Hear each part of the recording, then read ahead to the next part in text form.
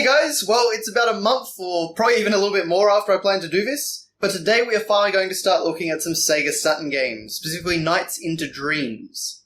Now, this was developed by a Sonic team, and was sort of, I think, intended to be a mascot for the Sega Saturn, in the same way that Sonic was a mascot for the Sega Mega Drive.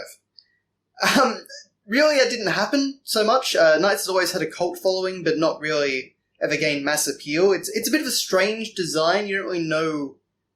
There's a few questions about it, which we'll get into, but it is certainly a very good game, and in fact, even Miyamoto himself said that Nights is the one game that he wished he had created himself, which is, astronomically high praise.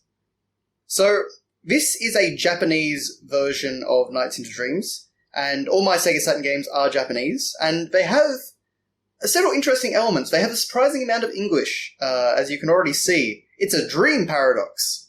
And then we have this whole little... As you wander through the nightmare world, you recall all of your exciting experiences. You remember floating freely, smiling as you drifted through fantastic and beautiful lands. But you also recall fleeing in terror from the Nightmare Master. Nights is an unfolding stage, a breathtaking adventure through fantastic and dangerous places. Courage and skill determine the outcome of your incredible dream. Rather overselling it a bit, and I've got no idea what a dream paradox is, but... and in fact, you can even see it over here, Dream Paradox. Along with the Japanese Sega Saturn logo and the golden spine, which is always very lovely. But it is rather nice minimalist artwork. I really like the diamonds with the lines through them. It's a great render of Nights. So, interesting design. And of course the classic Sonic Team logo maintaining their mascot and their pedigree.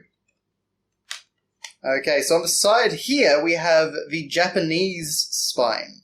And you can see that says Nights into Dreams. With a little serial number there, and of course the Sega Saturn logo.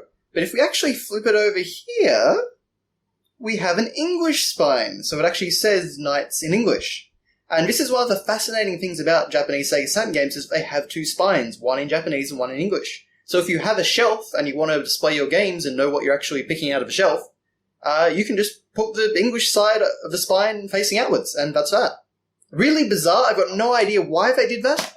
But it's a great feature, especially seeing as Japanese Sega Saturn games are a lot less expensive and a lot more attractive to look at than a lot of the Western released Sega Saturn games.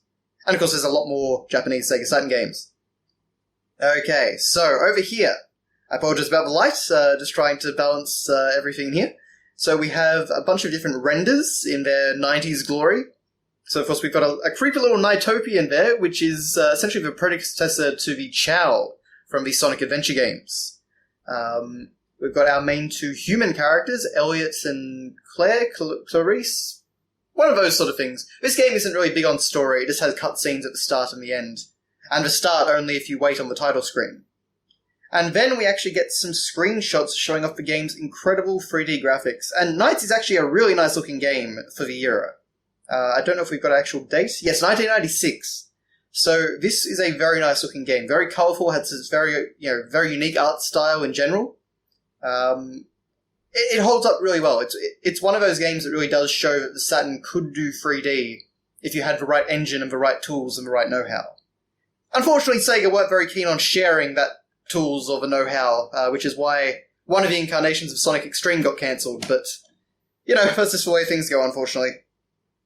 Okay, so then we have the disc, and again, very stylish design. I love the black and red along with the silver. It really makes everything pop. I love the Nights artwork there. That's some... I don't know if Yuji Naka is actually the one that drew it, but it certainly has similar qualities to the early Sonic the Hedgehog artwork. So that's all that, and then if we pull the disc away, we get, again, a beautiful render. Like, that is a fancy CG render for 1996 of Nights in front of the crescent moon, as well as some clouds and stars. So that looks great. Over here... Now, maybe you guys can actually explain this to me, because I haven't actually seen an explanation for this. We seem to have, like, a replacement spine. It also shows the analog controller, which you could get for the Sega Saturn if you bought the Nights controller bundle. And that is a controller with an analog stick for the Saturn. But I'm not really sure what the purpose of this thing is. Basically, most of my Sega Saturn games have this, and I guess you could just put it over the top if you want to say, I don't know, it's 3D controller compatible or something. I just don't really get the idea behind it. So I'd be curious to know. Okay, then we have, this being a dual case game, of course, the front cover is also our manual. Now, unfortunately for collectors like myself that don't speak a lick of Japanese, the manuals are all in full Japanese, which is to be expected. But we do get some artwork and stuff. You can see a slightly squashed picture of Knights and his sort of antipode, Riala there. As well as some lovely renders here as we get the story details, which basically says, these two kids, they're having personal troubles and they need to get over their fear, so Knights takes them through all these dream worlds to get over their fears, and it is kind of a cute little narrative, actually, even though there's not much to it. Especially, the endings are rather nice, especially when they're continued in Christmas Nights, which is sort of the sequel little expansion game. But more on that another time. Okay, so we have our little character profiles here, so more renders of the Nightopians, which are frankly creepy-looking things to me, but anyway. We've got Knights there, and we've got Elliot Edwards, so those are in English. Elliot Edwards, that's a great name. And Clarice Sinclair. Then we have our controls, of course. Very simple game. This is actually a very arcadey game, and I have a feeling that could be part of the reason why Knights never took off majorly, beyond this, Sega Saturn in general, is that to actually progress through the game, you have to be insanely good. You've got to get at least a C ranking on every level to unlock the final level. And getting a C ranking sounds very, very easy, but this is really tough grading. And the problem is that if you mess up even slightly against the bosses at the end of each level, your ranking will suffer dramatically. So, actually proceeding through the game can be rather difficult. And I've gotten frustrated a few times. Just playing through levels is a lot of fun, and I can generally do fine on the levels, but if I mess up against the boss or something and it destroys my ranking, that is a really frustrating element. Now you can see actually, just tucked away down here, there actually is a 2-player versus mode. You have to fight Riala first, on Elliot's story, but after that you can actually do a little 2-player mode. I've never actually played it, so I don't know what it entails, but that's, I guess, something if you're looking for, a good single-player game with a little bit of multiplayer in it on the Sega Saturn. I don't know why you would be, but if you are, then of course that is an option. Now this shows all the different aspects or elements of the game that you collect and move through. So of course you've got the different types of rings, and you've got the little collectibles. You've got the ideas up there, and the little stars which give you lots of bonus points.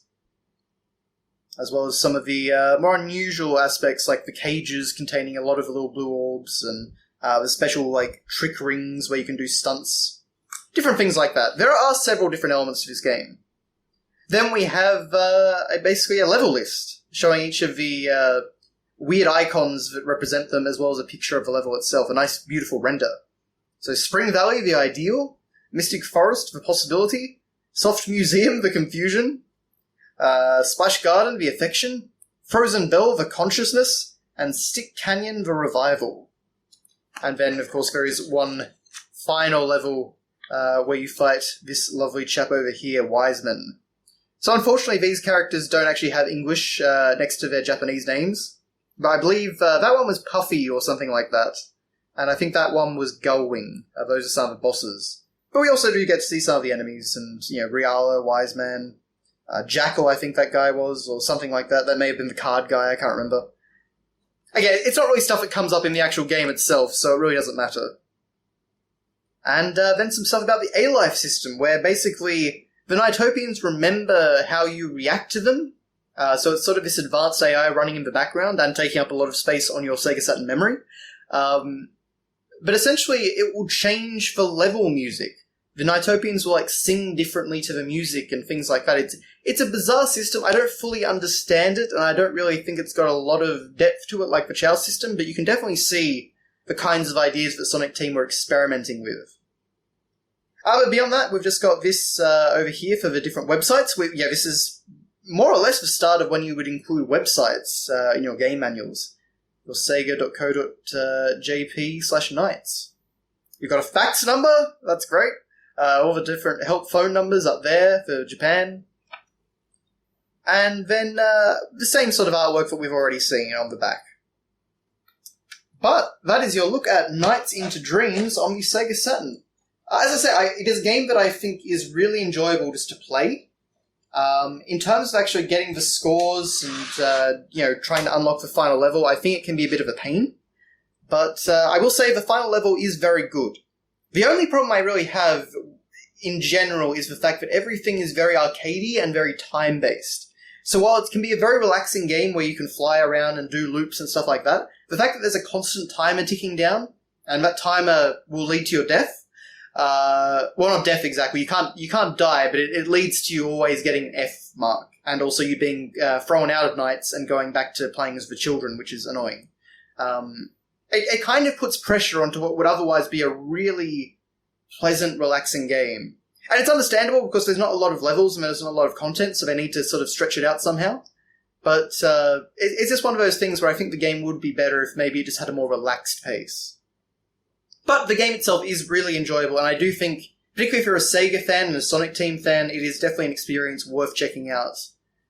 So I would definitely recommend it. Anyway guys, thank you very much for watching, and I will endeavour to have more videos a lot sooner than a month. Really going to try and get some stuff done and, not leave you with a dearth of content like that again, because, boy, that was not in my plan at all. I can't believe where that time's gone. I'm not very good at YouTube scheduling. But anyway, guys, thank you very much for watching, and I'll see you next time.